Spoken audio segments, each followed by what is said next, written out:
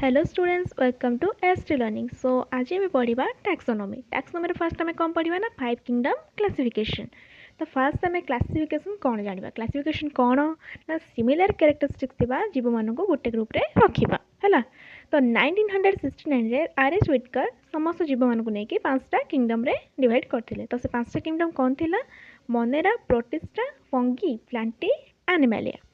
तो तांकर को बेस रे से ए जो क्लासिफिकेशन करते ना फास्ट हूँ सेल टाइप जोटा कि प्रोकैरियोट हो कि यूकैरियोट और सेल ऑर्गेनाइजेशन ऑर्गेनिज्म यूनिसेलुलर कि multicellular mode of nutrition nutrition हूँ ऑटोट्रॉपिक होता है मे बी कि हेटोट्रॉपिक होता है और रिप्रोडक्शन एक्सेक्सुअल कि सेक्सुअल आउ इवोल्यूशनरी रिलेशनशिप जीव मानकर विकासर इतिहास ये सब को नहीं कौन करते ना से करते आमर क्लासिफिकेशन 5 किंगडम क्लासिफिकेशन है। तो आम मैंने पढ़ा कौन सेल टाइप कार मोनेरा, प्रोटिस्टा, फंगी फास्ट ये 3 जन भितर डिफरेंस देखा तापर आउ प्लांटी एनिमल देखा है। तो मोनेरा, प्रोटिस्टा, फंगी भितर कौन देखा ना मोनेरार सेल टाइप हो कौन प्रोकैरियोटिक आउ प्रोटिस्टार यूकैरियोटिक फंगीर यूकैरियोटिक है। तो मोनेरा छड़ा आउ कौन प्रोटिस्टा फंगी हो कौन दुहे यूकैरियोटिक। मोनेरार जो प्रोकैरियोट माने से तेणु तार कौन न ट्रू न्यूक्लियस न था किंतु एम केस ट्रू न्यूक्लियस थाए और membrane bound organism eukaryote case थाए आम जाने प्रोकैरियोट यूकैरियोट डिफरेंस रे। हाँ तो सहीटा गला देन आसला level of organisation. Level of organisation monera रे कौन ना समस्त हो यूनिसेलुलर गोटे सेल रे समस्त ऑर्गेनिज्म थांती आ प्रोटिस्टार मोस्टली यूनिसेलुलर किंतु केतक कॉलोनियल कि सिंपल मल्टीसेलुलर मध्ये होइथांती फॉर एग्जांपल वोल्वॉक्स। फंगी रे कौन अधिकांश मल्टीसेलुलर किंतु ईस्ट गोटे यूनिसेलुलर फंगस ठीक अच्छे।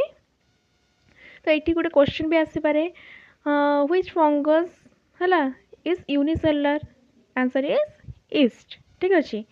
यहाँ गोटे पॉइंट डाउन कर दे नोट्स रे। सेल वॉल कंपोजिशन कौन मोनेरा थाए पेप्टिडोग्लाइकेन तार सेल वॉल कौन तैयारी होता है पेप्टिडोग्लाइकेन। प्रोटिस्टार सेल वॉल न थाए है किंतु केतेकर थाए जेपरिक डायटम्स सेल वॉल अच्छी एमोबारे नाही। आ फंगी रे सेल वॉल केमती तैयारी होता है ना काइटिन द्वारा तैयारी होता है ठीक अच्छे। देन आसला मोड ऑफ न्यूट्रिशन। न्यूट्रिशन हूँ कौन मोनेरार ऑटोट्रॉपिक आउ हेटोट्रॉपिक मध्य फॉर एग्जांपल सियानोबैक्टीरिया हूँ ऑटोट्रॉपिक आउ अधिकांश बैक्टीरिया हूँ कौन हेटरोट्रॉपिक। प्रोटिस्टा केस रे न्यूट्रिशन कौन ना ऑटोट्रॉपिक हेटरोट्रॉपिक आउ मिक्सोट्रॉपिक मध्य। मिक्सोट्रॉपिक माने कौन जान कि नहीं मुझे पढ़ी न्यूट्रिशन चैप्टर रे है।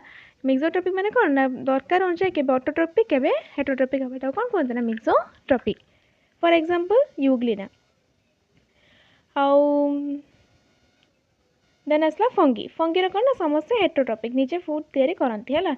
फंगीर न्यूट्रिशन कौन 3 प्रकार होता है साप्रोफाइटिक हुए पारासाइटिक भी हुए सिम्बायोटिक होता है। हैबिटेट मोनेरार सबुठारे मिलती जोटी कि सॉइल हो वाटर हो एयर हो कि एपरिक एक्सट्रीम एनवायरनमेंट रही था हैबिटेट रही है।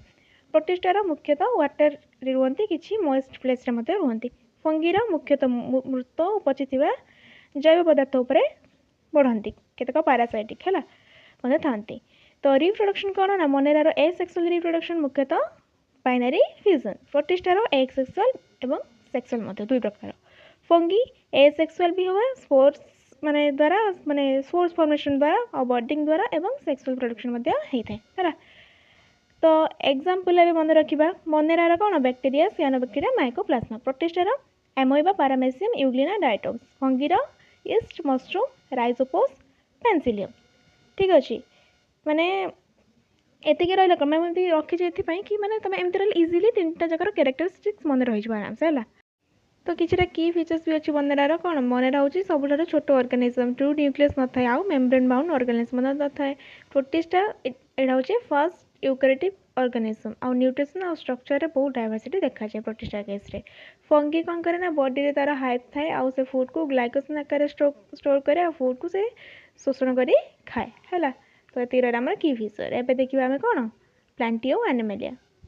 तो ये प्लांटीर सेल टाइप कौन थाए ना यूकैरियोटिक।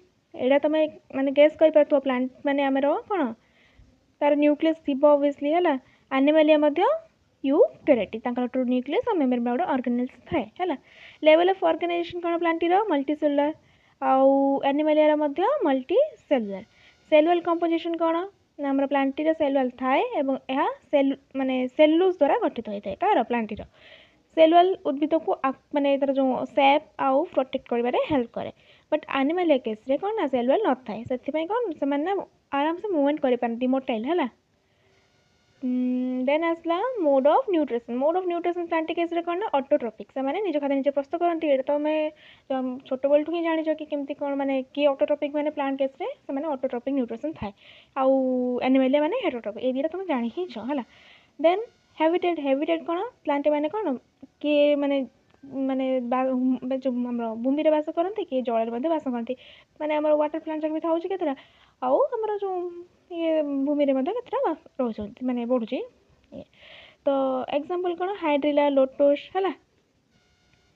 एनिमलिया कौन पृथ्वी प्राय समस्त जगार हेबिटेट्रे से रुहति माने सब हेबिटेट रुहति कौन ना एयर भी रुहति वाटर भी रुहति लैंड भी रुहति सबुठी मिलती एनिमलिया। तो रिप्रोडक्शन कौन प्लांट एसेक्सुअल भी आउ एनिमलिया अधिकांश सेक्सुअल होता है आउ निम्न श्रेणी जो लोअर क्लास माने एनिमल जगह कौन एसेक्सुअल रिप्रोडक्शन करते। आउ रिजर्व फूड कौटी रखे आम प्लांट केस कौन से फूड को स्टार्च आकार स्टोर करता है कि एनिमलिया कौन करे फूड को ग्लाइकोजेन आकार स्टोर करता है। तो यहाँ हूँ कौन रहा आउ एग्जांपल भी देखिए प्लांट मोस फर्न मैंगो नीम राइस वेट ये सब है। Animalia case human dog fish lizard सब है। तो यहाँ रहा कौन ना पूरा 5 किंगडम क्लासिफिकेशन। तो नेक्स्ट वीडियो टाइम पढ़ा आमर जो फाइलम कैरेक्टरिस्टिक्स सब ये सब पढ़ा है। ठीक अच्छे thanks for watching C you in the next video.